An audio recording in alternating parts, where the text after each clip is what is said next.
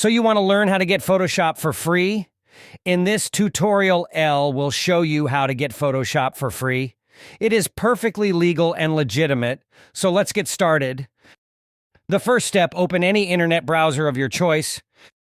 Type photop.com on your search bar. Make sure to spell it right.